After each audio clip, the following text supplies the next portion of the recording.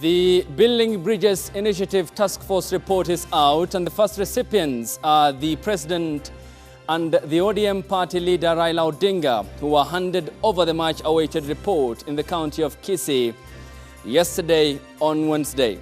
And we'll be taking a look at whether it will stave off another uncertain political times, because that purposely informed their coming together in March 2018.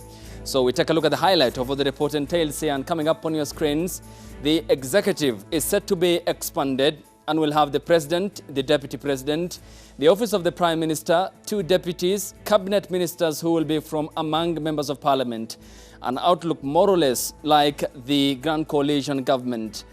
In Parliament, the elected MPs increased by 38 to 454.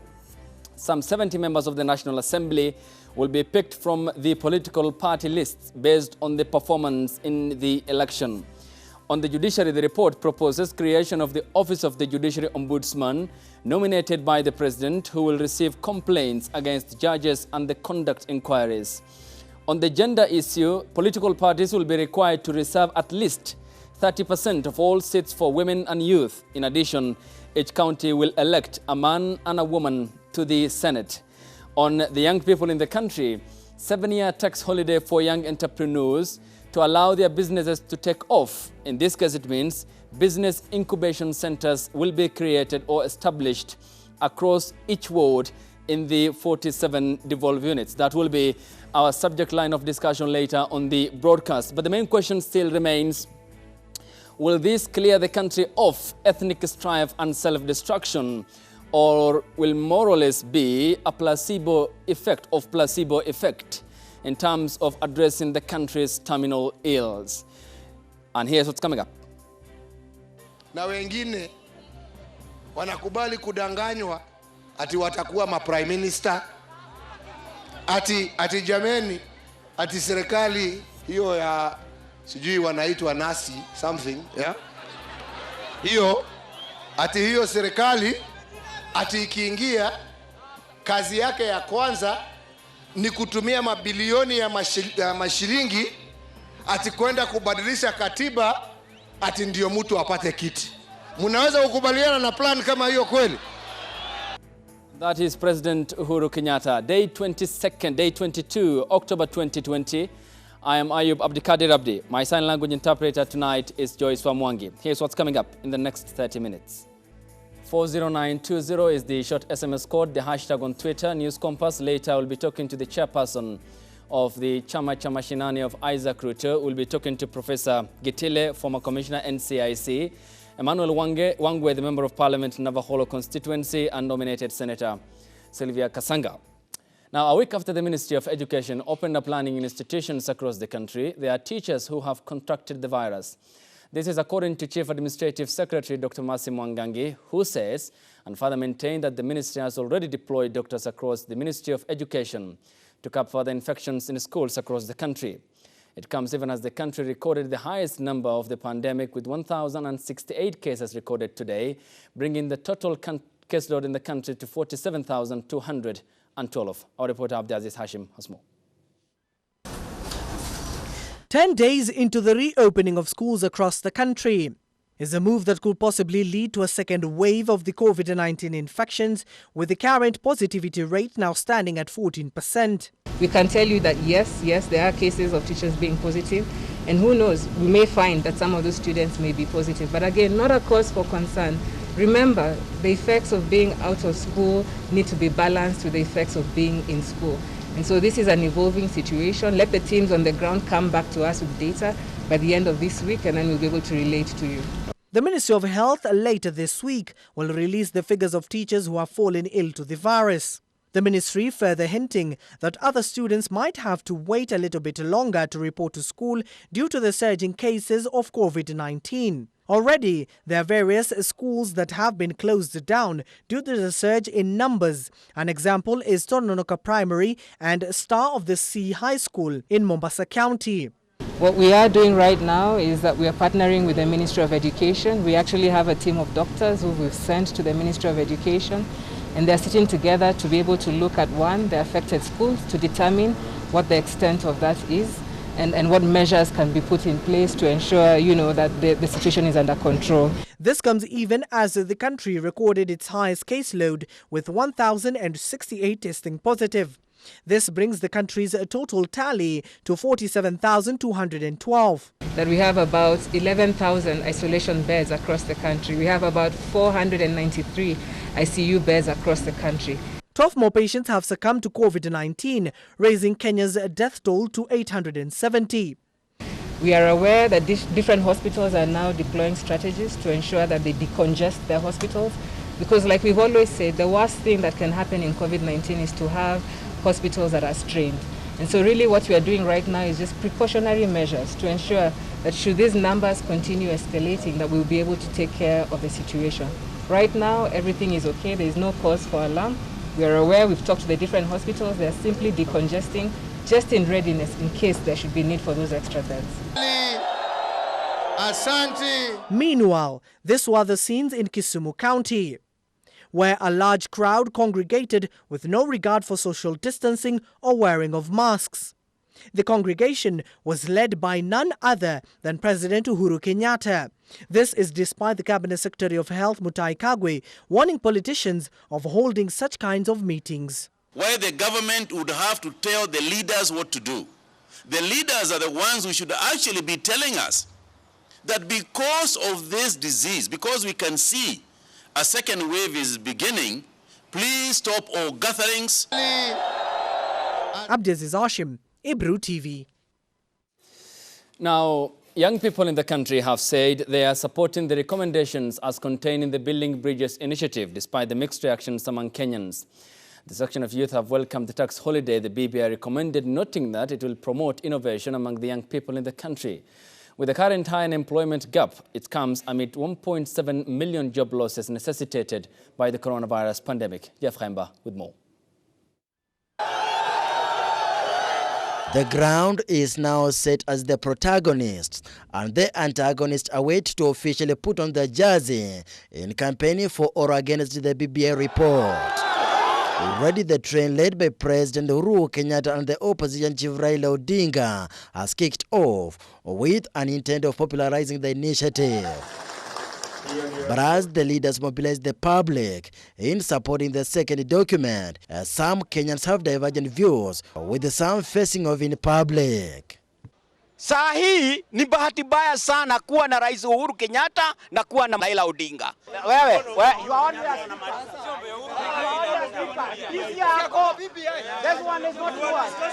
yenye unaona imekufinya. Haya. Tukiongea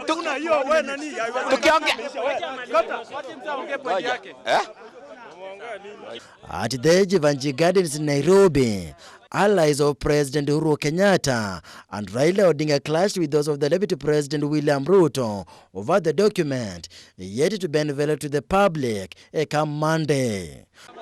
This is it. This is it. Kidogo. Kiberenge, it's okay. But when the dust settled and sobriety prevailed, they all went head on.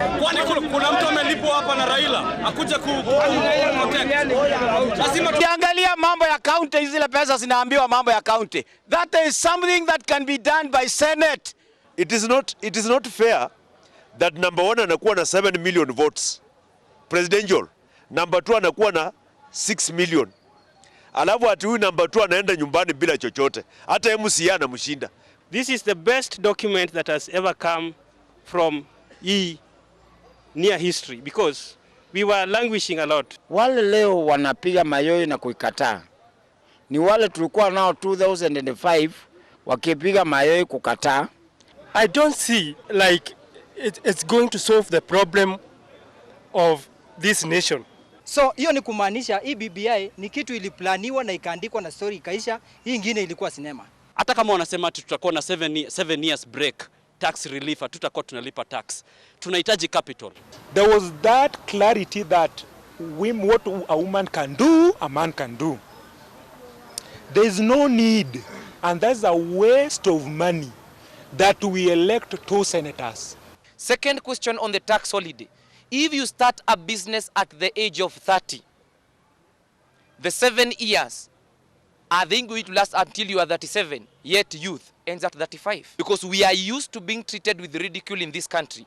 Laws are made which look on the face to be very good, but if you tear deep into them, they mean nothing. The push and pull about the BBI report comes even as the crafters pleaded to the Kenyans to read and understand before making informed decisions.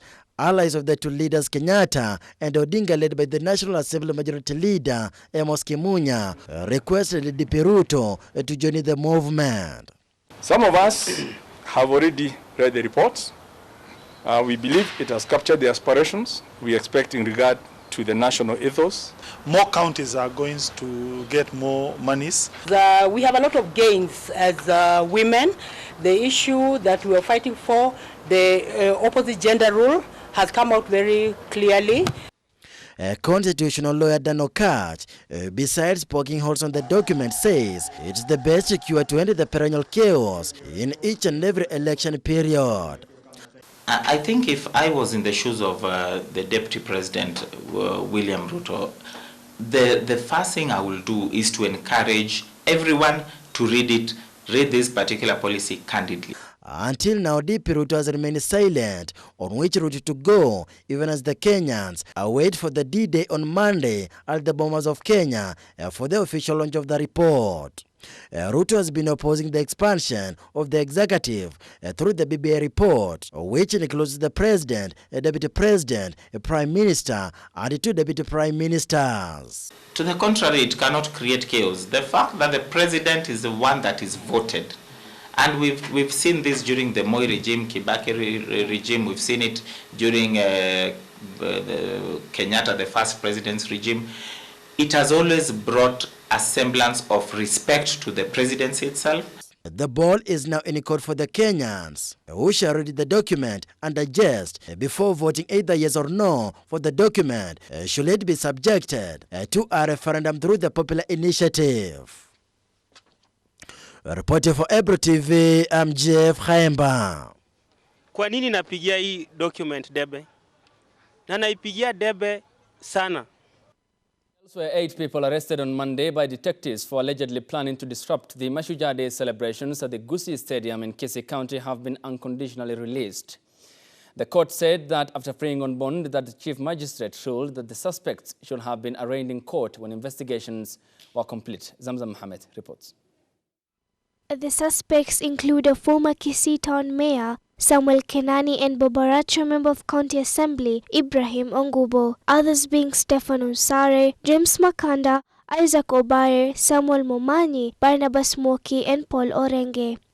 Releasing the suspects in Kisii, Chief Magistrate Nathan Shihundu ruled that detectives had sufficient time to complete investigations within the 3 days the suspects were in custody. Reliance was placed on the authority of Sudi Oscar Kipchumba versus Republic Criminal Division number 208 of 2020. I consider the application returned and the submissions made and the authority cited before me. It was either the respondents are likely to be charged with the offense of incitement to violence. The magistrate further ruled the suspects could not be detained further by the detectives on the basis of interfering with potential witnesses who are yet to record statements on incitement charges. The respondents have been in police custody for a period of 3 days, which in my view was sufficient time for the investigations to be completed. It cannot be said that this is a complex matter that requires 7 days to complete investigation. The magistrate added that the suspects could still be arraigned in court when the investigations are concluded and charges drawn. Therefore, find there are no compelling reasons to warrant the continued detention of the respondents. They should be arraigned in court forthwith if there is sufficient evidence, or otherwise the only alternative is that they will be released from custody. The respondents will report to the police as and when required. This case is scheduled for mention on October 23rd this year. Amani National Congress Party officials drawn from the Mount Kenya region now say they are in full support of the Building Bridges Initiative report, calling on area locals to embrace it. led by former Maragua Member of Parliament Kamande Mwangi. The leaders from the 8 counties say that the report will enable them live and invest anywhere in the country without fear of post-election violence. Speaking after a meeting in Meru County, the leaders said it was wrong for presidential candidates to garner up 5 million votes and then end up empty-handed. The leaders further endorsed the Mani National Congress Party leader Musalia Mudavadi to contest the presidency after President Uhuru Kenyatta exits the office, saying he would be as good as former President Mwai Kibaki. Yale maendeleo yake yote amefanya kwa nchi hii tumeyaona kwa macho. Tumeona zeli zikijengwa, tumeona barabara zikijengwa, kazi nyingi zimefanywa. Hata yale mabadiliko yanaletwa kwa kahawa tunaziunga mkono, kwa majani tunaunga mkono. Ile kitu kingine tunapinga zaidi ni utumiaji wa vijana kufurugu siasa. Tunawaomba hao watu wanatumia vijana wetu kama ANC Mount Kenya chapter. Hatutaki kuyaona hayo mambo tena wakati mwingine. Pia tumekubaliana ya kwamba ripoti ya BBI imepeanwa kwa rais leo. Na sisi hatuipingi. Tunasoma. Kubaliana naye. Kule tutakubaliana naye. Kwa sababu tunaunga mkono yale maneno Rais Uhuru Muigai Kenyatta anasema ya kuunganisha nchi mzima. Tuwe kabila moja ya Wakenya. Sio kabila 43. Lakini tuwe tukiongea kama vile Watanzania huongea. Huwezi jua Mchaga, huwezi jua huyo mwingine, lakini wote wanaongea kama Watanzania. Hata sisi Kenya tunataka kuwa tukiongea kama Wakenya. Tumepanga leo na vile tulikuwa tukipanga hapo mbeleni na hata watu wetu wa Embu na watu wote wa Mount Kenya ni tuunge Musalia Mudavadi mkono, mtu ambaye ana mandoa katika serikali kuanzia miaka 28 wakati alichaguliwa katika serikali ya Kenya na hadi sasa, na akawa waziri wa mweka hazina na hakuna pesa zilipotea wakati alikuweko. Na tumeona wengi sana wamekuja, mtu anakaa miaka 2-3 unasikia kuna kashfa hapa na pale. And yesterday, after receiving the Building Bridges Initiative report, President Uhuru Kenyatta, together with the ODM leader Raila Odinga, today toured Kisumu County to inspect and launch projects financed by the national government. Both the President and the ODM party leader Odinga called upon Kenyans to read and embrace the Building Bridges Initiative report to ensure that it does pass for the betterment of the country.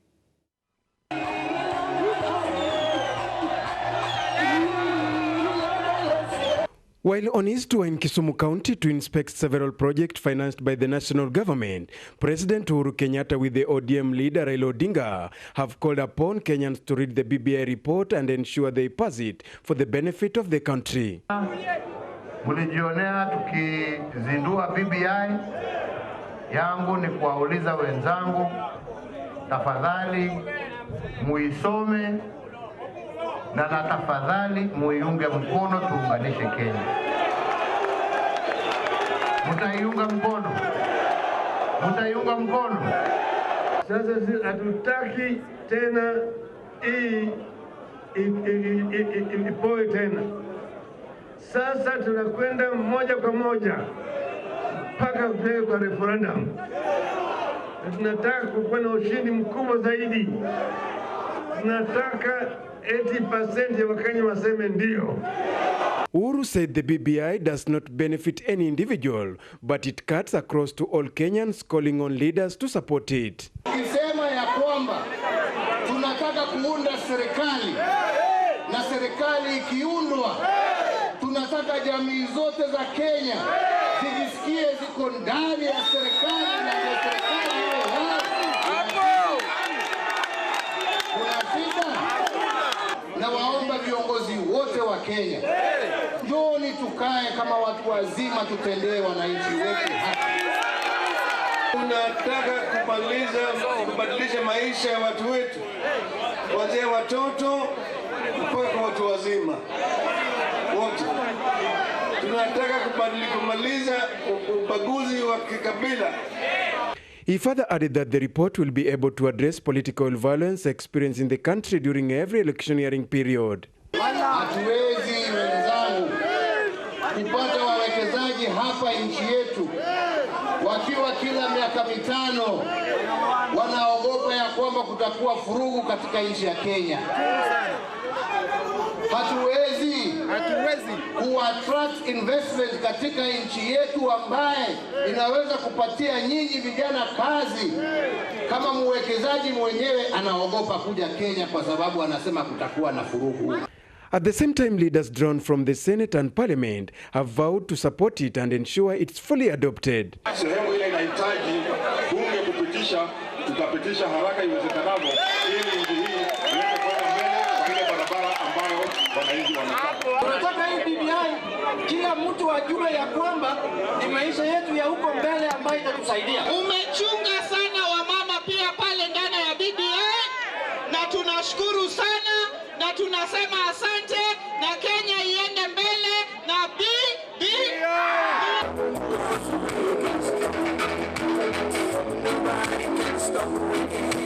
Daniel Dembede, Ebru TV, Kisumu County. The decision by the Labour Relations Court to award former Youth and Gender Principal Secretary Lilian Omolo 1 shilling as compensation for her wrongful dismissal has raised hue and cry as Kenyans try to grapple the unexpected turn of events. Kenneth Kazungu explains why the court chose to give the former Principal Secretary a winless win. When former Youth and Gender PS Lilian Omolo chose to move to court seeking to block her sacking as PS, little did she know that she will be walking out of court with a zero-sum win, which is turned to be the butt of jokes on and offline. And just like that, Omolo has joined the list of Kenyans who have walked out of court with trivial awards as compensation, otherwise known as nominal awards. Litigants are awarded nominal awards where judges find that they have succeeded but have not suffered any loss. These kinds of verdicts are borrowed from British courts where judges awarded litigants a penny. In the decision in a case where the former PS was challenging her sacking, Employment Court Judge Stephen Radido ruled that inasmuch as Omolo was illegally removed from the government's payroll, she did not suffer any financial loss. According to the judge, Omolo, who is currently battling corruption charges, was found to have unexplained wealth, and although she had filed an appeal against a decision of the High Court, which found the more than 33 million shillings she held in various accounts were proceeds of crime, Justice Radido opined that there were no documents to show that she had appealed the verdict, which condemned her for obtaining illicit wealth. But it was not all loss for her, as she left the court with a shilling and a finding that the president cannot arbitrarily fire a permanent secretary. Now, 2 suspects found guilty of planning the 2013 Westgate attack mall will have to wait a little longer to know their sentences after the court deferred its decision on the matter to next Friday. Here's why. The court was left with no option but to postpone the sentencing after the prosecution failed to produce a probation report. Probation officer Peter Masharia says the prosecution are yet to interview some of the victims, which is a requirement, with some scheduled to visit the anti-terrorism police unit before Friday next week. On October 7th, Chief Magistrate Francis Sandai found Hussein Hassan Mustafa and Mohammed Ahmed Abdi guilty over the September 21st, 2013 terror attack that also left over 60 people dead and hundreds nursing more serious injuries. In his judgment, Andai ruled that the prosecution had proved its case against Mohammed Ahmed Abdi and Hussein Mustafa on charges of conspiring and giving support to a terrorist group and convicted them accordingly. The decision of the court was informed by evidence derived from 46 witness accounts, including scene witnesses, security officers, forensic experts, as well as first responders who presented evidence incriminating 2 of the accused in the attack that resulted in a 4-day siege. One of the accused, Liban Abdullahi Omar, was acquitted for lack of evidence but was later abducted after being set free. The prosecution said they were aware of the incident and informed the court that investigations are ongoing into the same. This is not the first time the case, which has taken over 3 years, is facing setbacks, as its ruling was postponed multiple times, with Chief Magistrate Andai saying the decision was not ready. Busara Naman for Ebru TV. Elsewhere, Malindi Member of Parliament Aisha Jumwa Katana and her co-accused Geoffrey Otieno have failed to take plea in the murder case after the judge questioned the psychiatric report. High Court Judge Njoki Mwangi questioned the validity of the psychiatric assessment report after the DPP failed to provide some medical documents. For instance, the Director of Public Prosecutions had failed to produce or submit the medical report for Jumwa's bodyguard Geoffrey Otieno, which ought to have taken place on Wednesday. The duo was on Monday arraigned in Mombasa Court to face murder charges, with Judge Njoki Mwangi ordering the two to undergo a mental assessment at the Coast General Hospital before plea taking. And President Uhuru Kenyatta and the ODM party leader Raila Odinga in their tour of Kisumu County today talked about talents and the pool available in the county of Kisumu after overseeing development projects. The president said it's part of the Jubilee Party's agenda for each county or regions across the country to have a fully fledged stadia that are meant to be the tapping centers of talents across the country. They acknowledge the importance of football, saying that the country needs to tap on the potentials possessed by not only the available talents in the county of Kisumu, but also across the country.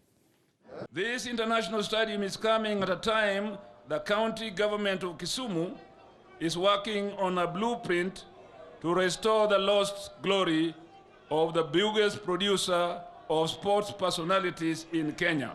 Tulikuwa tunasema tutajenga stadiums katika kila eneo ya jamhuri yetu ya Kenya, kuhakikisha ya kwamba vijana wetu wako na facilities za kisasa ndio waweze kuinua talanta yao ambayo wamepatiwa na Mwenyezi Mungu, na tuanze kuona sasa vijana wa Kenya sio tu wakicheza mpira katika taifa letu la Kenya, lakini tukianze kuona wakiwa kule kwa runinga. Tunawaangalia wengine wanachezea Liverpool, wengine wanachezea Manchester, wengine wanachezea nani.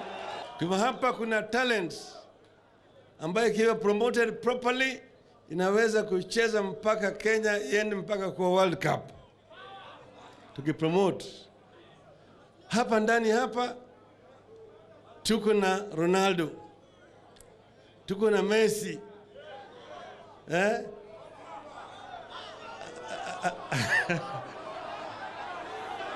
Drogba, tuko hapa hata na Aubameyang na Rashford. Wote wako hapa katika taifa letu tukipromote soka na riadha vile vile. Tunataka kupromote hapa, Your Excellency. Ukiuliza Kipchoge Keino atakwambia ati tukitaka kupromote profit vizuri, sprinters come from this region. And the ODM party leader Raila Odinga knows the names very well. He is an Arsenal fan just like as I do, and many of us do. And we are ahead in the first match of the Europa League 2020-2021. And also Leicester City and Tottenham from England are also in action. And those are currently ongoing across various capitals in European continents across Europe. We come to a close on the broadcast. When we come back, News Compass starts, and it's all about the BBI. And my guests are already ready, and that discussion will be on and up after the break on the broadcast station.